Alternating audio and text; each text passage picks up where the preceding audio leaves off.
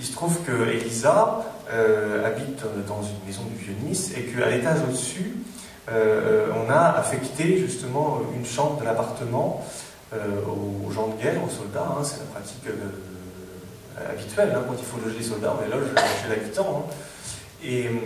Et donc finalement, elle entend, c'est par hasard, elle entend les notes très étouffées, mais elle entend les notes de musique que joue Jacques qui est à l'étage au-dessus. Et donc la première communication qui s'établit entre eux, sans qu'ils le sachent vraiment finalement, c'est la musique.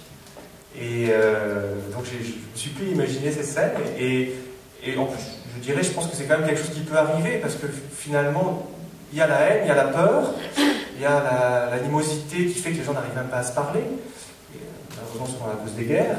Et puis, certains aspects, il peut y avoir la musique qui justement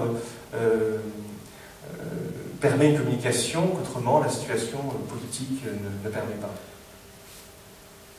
Oui, donc moi j'ai lu votre livre, donc déjà c'est écrit avec un très beau style, donc très, très romancé, et c'est une histoire qui au fond est d'abord bien sûr un événement historique. Alors il y a l'événement dont vous avez parlé à l'instant, il y a l'événement majeur qui va être retenu par les historiens, et puis si j'ose dire il y a un événement mineur, c'est-à-dire au fond il y a des individualités qui vont vivre au milieu des événements et qui vont être pris dans les événements, mais qui vont essayer de vivre leur propre histoire. C'est cette histoire d'amour.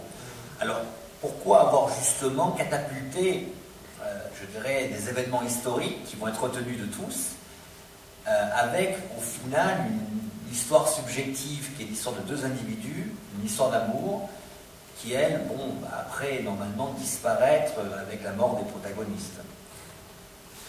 Pourquoi avoir inscrit en quelque sorte une histoire très privée, très particulière au sein de la grande histoire? Moi, c'est la chose qui me parle le plus, je crois. C'est ce qui m'émeut de certaine manière dans les archives et dans les documents.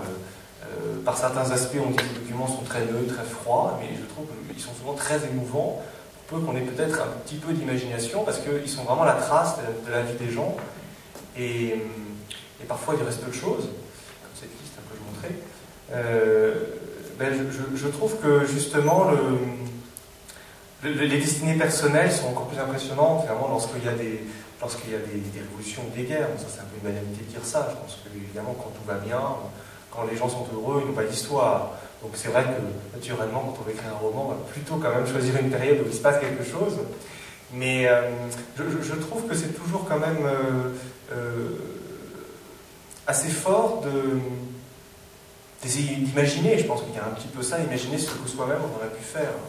Évidemment, avec toute la distance qui existe, est-ce que ça a un sens de dire qu'est-ce que j'aurais fait si j'avais vécu la Révolution française? C'est sans doute un peu loin.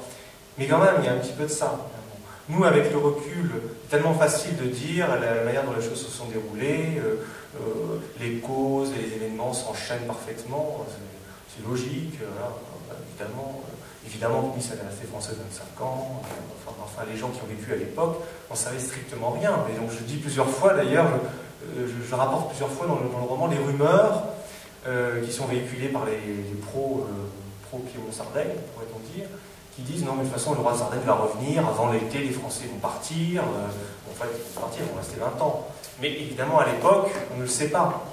Et parfois, je trouve qu'on isole l'histoire, même un peu l'histoire, comme si c'était un peu séparé de la vie.